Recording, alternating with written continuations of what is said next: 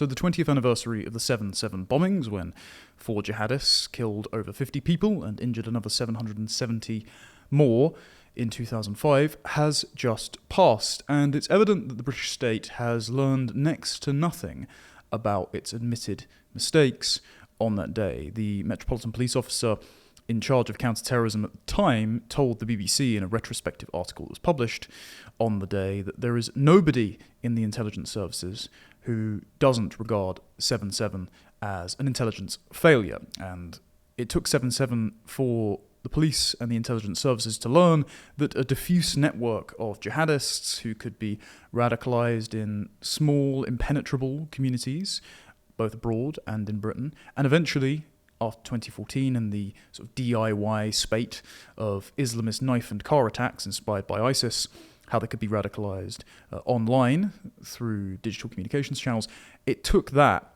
for them to draw their attention outside London to look at a national and international network of terrorists who could travel between cities and commit attacks without any notice.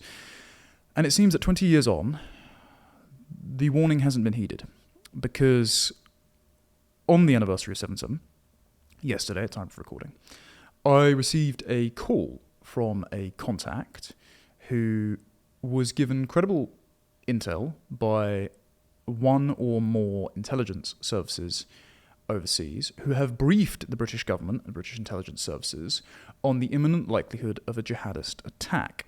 And they warned that up to 30,000 named and known jihadists have been on a watch list by an intelligence service for quite some time. This sort of maps up with the fact that the MI5 watch list in 2021 was about 43,000 people, and 90% of those were Islamists and jihadists.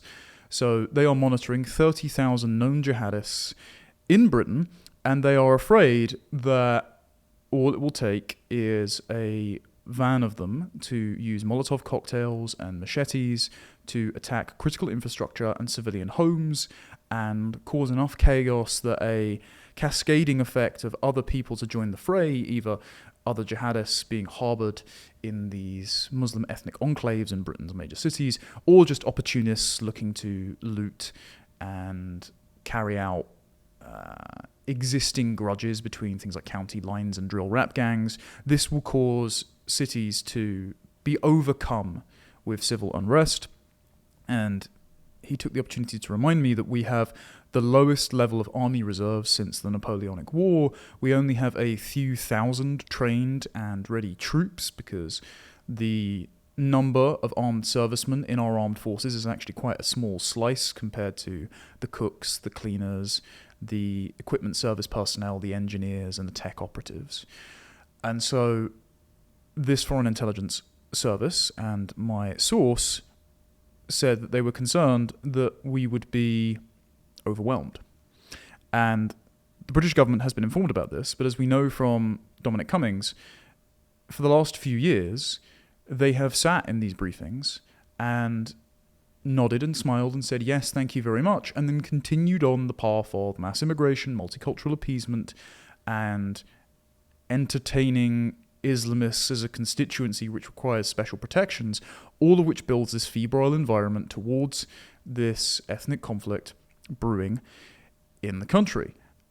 And my contact did say that the imminent likelihood of this and their awareness of this in the government is made all the more likely with the fact that as of next week, again, time of recording, it's going to be the 16th of July, I believe, the government are going to be testing the emergency warning system yet again. Now, they did this, I think, in 2023 with no specific cause that we know of, but given the conversation in the country is now orienting around the likelihood of some sort of civil conflict or jihadist attack, it seems this is a pressing concern for the government, even if they are unwilling to stop it. Now, my contact also pointed out that our porous border with France, also known as the English Channel, you know, the gigantic moat that surrounds our country, which we theoretically could use to deter illegal immigrants from coming across, but we don't. This is now being used as a smuggling route, not just for illegal immigrants, not just for illicit finance laundered by Islamic hawalas and hawaladars in places like Afghanistan through to cities like Birmingham.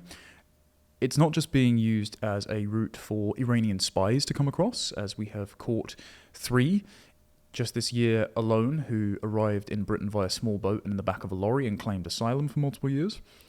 It is also a route for drugs, guns, and terrorism trafficking. I think it was in 2015, a member of ISIS said that we will use Europe and Britain's refugee and asylum systems to install our sleeper agents across your country, and you won't know, basically, what hit you. We have also been warned about this from, let's say, the sensible Arab nations, like the Emiratis and the Saudis, who have said, you guys in Europe have basically imported the demented radical detritus from the Middle East that we didn't want, that we were sensible enough to prescribe, and we went ahead and banned the Muslim Brotherhood. Why haven't you guys? We can't work it out. They look at Britain now as a kind of national madrasa for radicalization, and they've been telling us to stop, and our governments, even though they've known about this since even 2015, they've just refused to do so. Well, now, as Patrick Christys has reported on GB News, there are people trafficking gangs in North Africa who are using ISIS training materials to market their services to men from the Middle East, Africa, North Africa. So they are recruiting from, explicitly, a pool of jihadists to use their services to cross Europe and get into Britain. And some of the videos have depicted men holding automatic weapons. I think Christys described it as an AR-15, but AR-15 style rifles at the very least, and those are just the ones we've caught. Earlier this year, there was a lorry coming across from Dover that was intercepted at Kent that was full of drugs and firearms. Again, this is being smuggled in all the time. Where is it disappearing to? The fear is, of course, as one police officer was caught on camera and subsequently investigated for during last summer Southport riots, that these are being stashed in homes, mosques, and madrasas, very similar to what Hamas did with civilian houses, hospitals, and mosques in the Gaza Strip, where they will not be investigated because our country respects freedom of worship and the right to privacy, and it extends this courtesy to people that would like to exploit our generous and considerate nature. And so these are being stashed in mosques, in homes, ready for if undesirable elements of Britain's Muslim enclaves decide to take up arms and commit these mass attacks. This contact is not the only one warning about this, by the way. And I did say, well, if I were to share this in an article, as I have on Courage Media or on my show, would I not be giving them the ideas? And the contact decided to say, you're not giving them ideas, they've already got the ideas. As in, this is something plausible in a planning stage that could well be underway in the numbers of thousands, which is very disturbing. He's not the only one warning about this. I'm not the only one warning about this.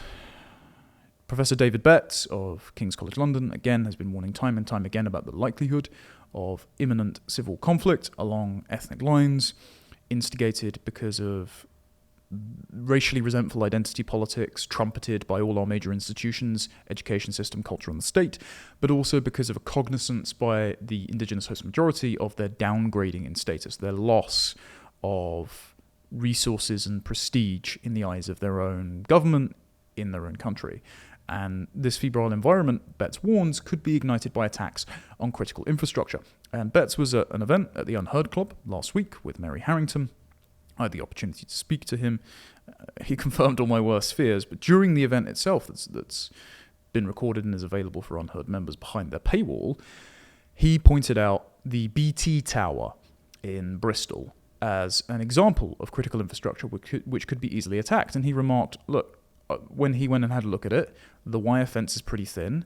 It's patrolled by a poorly paid security guard who themselves are not equipped and armed to prevent a militia of armed and well-planned saboteurs from breaking in. The CCTV cameras, they're just going to watch them break in, and then the local police response time is far too slow to stop them, and they could just attack our comms infrastructure. They could do very much the same as he has mapped out, admittedly crudely, but still mapped out, in his article, which is a sequel to his original article on military strategy, Civil War Comes to the West.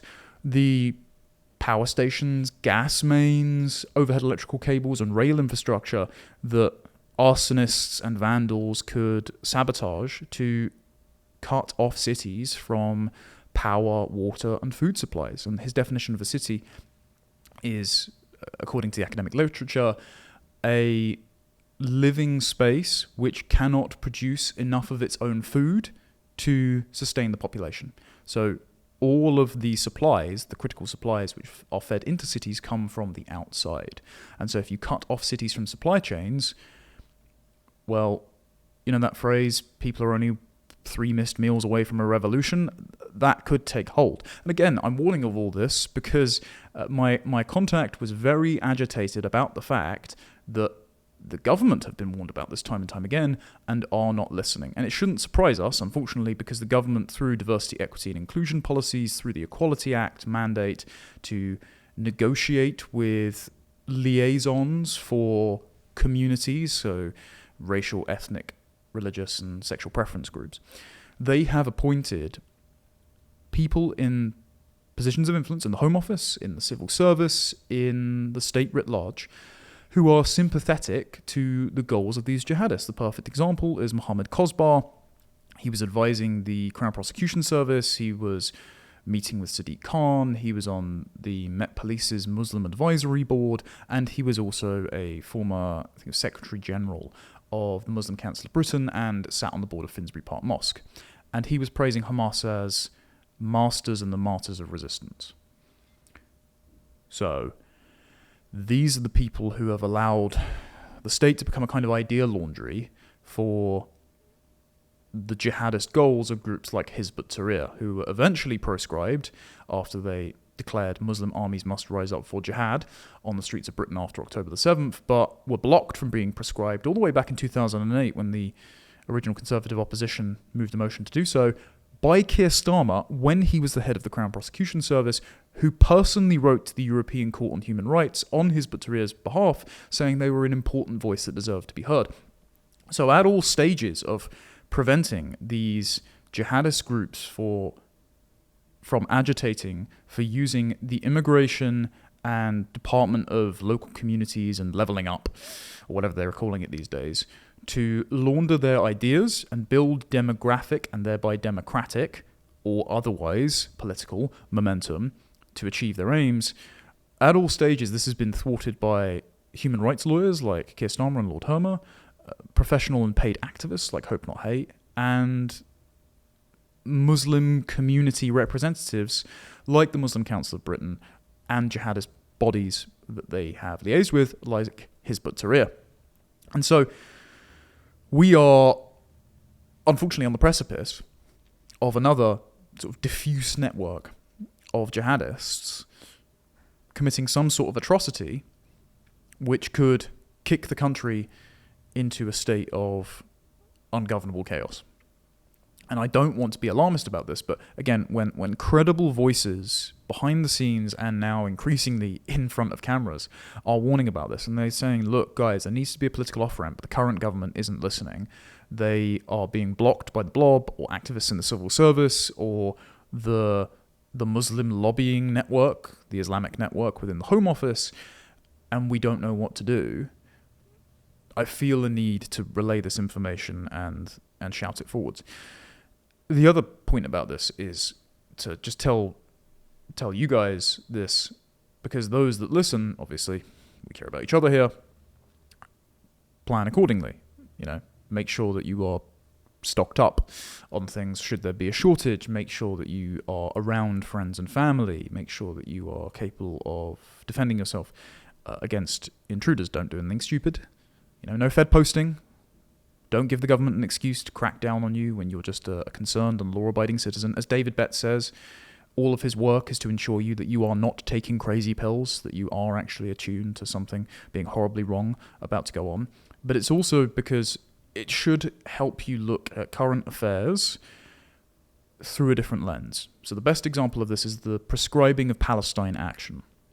I wrote an article about this on Courage Media explaining why the Islamo-left alliance has formed, why the Greens have been completely overtaken by people more concerned about Palestine than they are concerned about the ozone layer, and why this provoked such an antibody reaction from that cohort, which then split the Labour vote between Jeremy Corbyn's emergent Islamo-leftist party and the dwindling Labour Party, many of whose cabinet ministers are already threatened by independent sectarian Muslim candidates. Well, the other side of this is, why were the Labour government so keen to prescribe Palestine Action when they don't necessarily disagree with many of their revolutionary goals, like making the climate emergency the number one priority of fiscal and energy policy, or establishing a Palestinian state independent from the current Gaza Strip? Well, the reason they might be prescribing it is because Palestine Action quite easily broke into RAF Bryce Norton, and it may have showed just how underprepared Britain's critical and military infrastructure is to defend itself against vigilante action. And so this provoked a very rapid antibody reaction from the state, who would otherwise allow this low-level terrorism to keep going on, to maintain a sense of anarcho-tyranny so that it can excuse the amassing of more powers to surveil the law-abiding native population and crack down on their ability to notice their loss of status, their downgrading in their own country. Usually they'll allow this to sort of bubble beneath the surface to amass more of their own powers, and because they understand it's a sensitive electoral issue for Britain's Muslim enclaves, on whom the Labour Party have historically relied on for votes. If it is not a matter of principle, if they have not suddenly come to the conclusion that globalising the Intifada might be a bad idea, guys, and it's not a matter of political expediency because they've now created a leftist splinter group that will cause more Labour votes to hemorrhage away from them, especially in places like Rochdale and Rotherham and large cities and in London, if it is not a matter of principle or political expediency, then why have they done it? I think it's out of fear, and I think they are playing rapid whack-a-mole against these vigilante groups and these vandals and these saboteurs to try and deter them from making another attempt at attacking a military base or a substation. The other thing we should be alerted to, and David Betts mentioned this, and it was reported in the Telegraph recently, between March and May of this year, we have had about 8 electrical substation fires. One of those includes the fire at Heathrow, which is being blamed on faulty and poorly maintained equipment. And it could well be the case that this is just the natural consequence of entropy on a system that is staffed by incompetent people that can't maintain or even rebuild it if it goes awry. Or it could be, as a former colonel in the British Army said, straight out of Putin's playbook. It could well be the Kremlin. I don't doubt that there are saboteur efforts by the Russians. We remember the Salisbury poisoning a few years ago. However, at this scale, it could also be that unguarded critical infrastructure is vulnerable to a spate of vigilante attacks by accelerationists or jihadists that we have not been informed about as a pattern, at least the motivation behind the pattern, and that this is sort of testing the boundary before one big push, as my source warned me about. Again, I'm not trying to scaremonger. I am just relaying the warnings that I have got from credible academics and sources who relayed this to me on the condition of anonymity, but was rather anxious that I relay this in some way, shape, or form, and I can vouch for their credibility. I am not trying to cause any panic. I am trying to warn against this, to get the people who are in positions of influence to actually talk about this, who I know do watch this show and listen to what I say to do something about this, and to get anyone watching this in a state of readiness so that if something bad does happen, you can keep your loved ones safe, because that is my chief concern about my family, and I hope it is about yours as well. But the other point is, our security apparatus is entirely compromised. They have been populated with people who are more concerned about protecting the reputation of Islam and Britain's Muslim enclaves from damage after someone reads the hadiths a bit too seriously and detonates a nail bomb at a children's pop concert, than they are about preventing the steady stream of possible jihadists, either by air, by boat, legally or illegally, from coming into this country, and from being given succor by liaising with their self-appointed community representatives who just idea launder on behalf of jihadists like Hizb ut-Tahrir. The great fear is that the state is not listening, that they aren't willing to do anything, and instead trying to glue the lid shut on the sputtering pot of community cohesion, to use their parlance, that has been fractured by decades of unwanted mass migration, a Chamberlain-esque multicultural appeasement strategy, and the celebration of this diversity as Britain's sole strength. I know there's a lot of people who are still responsible for this state of affairs who will parrot this line, who will continue to act as if there's nothing wrong, who will act as if integration is just a matter of feeling a bit uncomfortable because people don't speak English and don't dress the same as you, and that you don't know your neighbours, so you feel a bit like a stranger in your own country, but it's not an existential threat. Reminder, it does not take the critical mass, the overwhelming majority of new arrivals in this country to be bad people for there to be an existential threat within Britain's midst by a small number of ill-motivated, well-organised, and deviously quiet, imperially minded jihadists. And we know that some of these people are here. We've already arrested some of them. So we can't know, beyond what is relayed to us by said sources or reported in the newspapers, or the whispers within Westminster, of which I'm occasionally privy, we can't know any more than what is presented to us. So it could well be that the intelligence services and the National Crime Agency and international intelligence services are all working together to crack down on this network. It could well be that the channel boats stop tomorrow. I won't hold my breath, because the government and the civil service shows no intention or appetite to repeal the laws necessary to expedite the departure of these people from our country and to shut the border. However, it could well be they're all about to address this. My worry, my sources' worry, David Betts' worry, Dominic Cummings' worry, is that they're not. So, in terms of practical solutions to this, how do we make a start? Okay. There are a number of laws we have to get rid of. Both Dominic Cummings and Liz Truss, who can't stand each other, have come to this conclusion based on their decades of experience in government, so this seems to be the starting place. Repeal the Constitutional Reform and Governance Act of 2010 that the Gordon Brown government passed after the Tony Blair government proposed it. This was the constitutional vandalism wreaked upon us by New Labour that put the civil service on rails as the permanent government of this country, and means that ministers cannot hire and fire civil servants, so they just have to rubber stamp whatever a civil servant puts in front of them. Repeal the Equality Act 2010, which puts in place the public sector equality duty, which is not only a requirement to conduct positive action discrimination, which is just anti-white racism by another name, to hire women, but particularly ethnic and religious minorities and people of unorthodox sexual preference persuasions into the civil service to act as kind of permanent activists that, again, you can't hire and fire. But it also mandates that public bodies like the police and schools arbitrate disputes between communities and do so in a way that orients them towards equality. So let's say there is more crime committed by black men in London.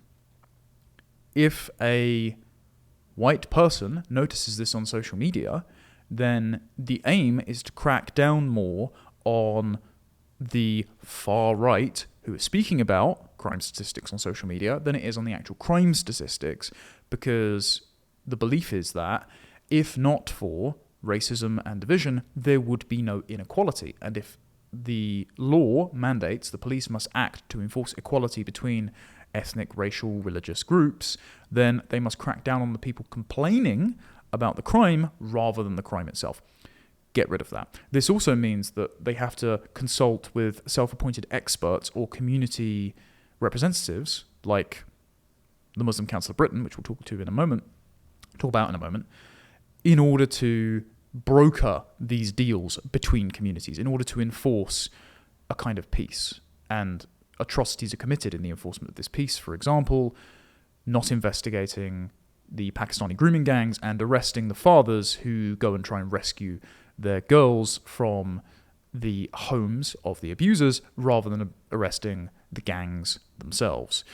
We need to basically take the civil service back to before Northcote Trevelyan, which insisted the civil service is a neutral and impartial service. We know for a fact there is no such thing as a neutral institution because the people who are inclined to enter politics have political ideas, otherwise they wouldn't be drawn to politics in the first place, and so they have values that they bring to bear on the office of state. Instead, what we need is a hireable and fireable civil service so they are all technically democratically accountable, so that if you elect an MP and a government, the government can install their people in there to enact their democratically elected will. At the moment, you just get malicious non-compliance and civil servants gumming up the works and ensuring that the government of the day has no bearing on the business of state, which again is on rails thanks to Tony Blair. Also, we need to repeal the Human Rights Act, which Keir Starmer wrote the textbook for lawyers on how to apply, by the way, so that we can get rid of the ECHR as codified in British law, we can restore parliamentary sovereignty, and we can issue deportations.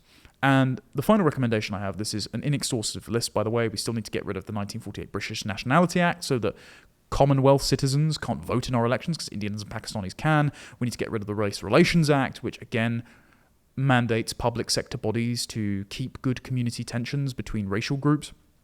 It shouldn't be the business of state. We should have freedom of association. Instead, inequality is a natural consequence of life. We shouldn't be concerned about equality at all. The final thing that we need to do is adopt Douglas Carswell's recommendation on Substack of Shamimas Law. It's named tongue-in-cheek, but Shamima Begum has set a precedent, the ISIS bride, who was stripped of her British citizenship by then Home Secretary Sajid Javid in one of the few good moves the man did, because her return to Britain was not conducive to the public good, and it was upheld after a legal challenge. We need to pass Shamima's Law to ensure that jihadists, members of grooming gangs who have renounced their British citizenship so that their deportation orders are thwarted, including a former grooming gang perpetrator who was imprisoned, renounced his citizenship from Pakistan, and then spent the money that he earned after working after leaving prison on building a house for his family in Pakistan. Also to strip people who live wholly apart from and hostile to the native population. So the sort of Deobandi Islamist sects that have sprung up in Bradford, Leeds, Calderdale, Kirklees, Manchester, Rotherham, Rochdale, loads of towns and cities across the country. We should be stripping all these people of citizenship. Because if being British is to mean anything, even just the legal British identity, being British on paper, even if you're not a member of the indigenous constituent nations, if being British is to mean anything, it at least means deferring to the host majority's culture, their laws, and their way of life. These people are not doing that. They are not British by birth, they are not British by ancestry, and they are not British by any meaningful sense of the world. And all of those things are bound up in the metaphysical concept of being a British citizen. It's not just as hard borders as civic nationalism versus ethnic nationalism. All of these things must be considered, and this law must be passed. The problem is the current government are not going to do that. I really don't think they aren't. So we need to gear up and make sure that we are ready for when inevitably this government falls, when the leftist vote is fractured, and that a group of very serious people who are aware of this problem, including an increasing number of MPs. Nick Timothy just wrote on his Substack today, this is a very real warning that he has heard about and takes seriously, by the way, that they are prepared to pass these laws which will make, yes, North London dinner party attendees very uncomfortable, but are necessary to save this country from extra-political vigilante violence, which David Betts thinks could claim tens of thousands of lives. None of us want that, but at the moment, our political class has grown so complacent that they are making it an inevitability.